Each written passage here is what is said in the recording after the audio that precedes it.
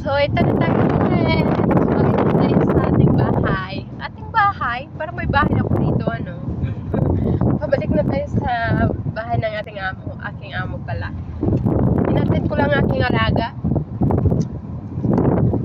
Malayo ng kanilang bahay. Yung dati nilang bahay, 9 minutes lang ang biyahe yung dati nilang bahay.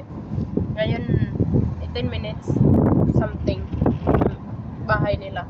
Malayo. Buti na lang walang mga traffic dito.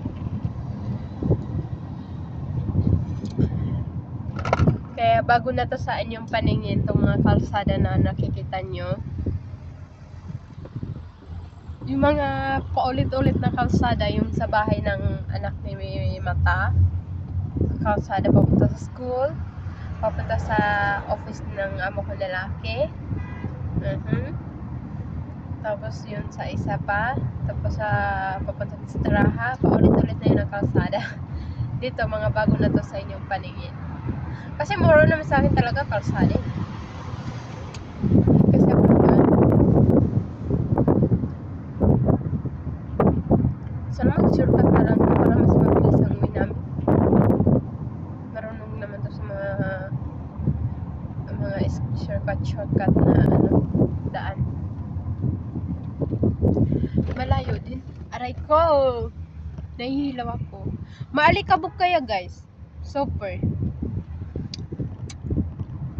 Maalikabok siya. Hindi na healthy yung mahangin siya, malamig kahit may araw. Hindi na siya healthy kasi yun nga, sinisingot natin ng lahat na kami nagkakasakit. Ako sinisipon ako yung maniho namin sinisipon na siya ng ubo. Sabay siya, ako sa lang. Tapos yung mga tao sa bahay, kasamahan ko sa bahay, lahat na may ubo, lagnat. Ang una-unang nagkalagnat yung alaga ko sa loob ng bahay. Yung alaga ko unang nagkalagnat. Lagnat yung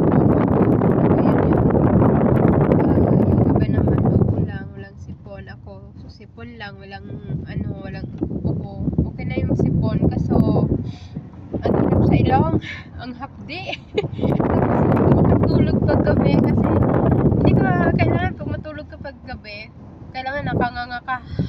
Malamok. Malamok pa naman pag ganito. Malamig. Naglalabasan din yung mga lamok. Sumasabay din yung mga lamok eh. Kailangan laging nakanganga. Minsan nararamdaman ko parang may na ako sa bunganga ko. May something na. Lamok na pala yun. Lamok na pala siya. Nakakaano lang. Ang hirap pag sipon. Actually, lahat naman may hirap. Pag may lagnat, lahat ng karamdaman may hirap. Irritable ka sa lahat. Hindi kasi ako mahilig uminom ng mga gamot-gamot. Wala lang. Kung mawala. Kung hindi.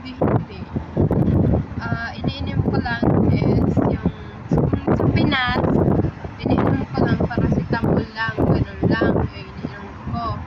Dito naman sa Saudi, iniinom ko lang Panadol.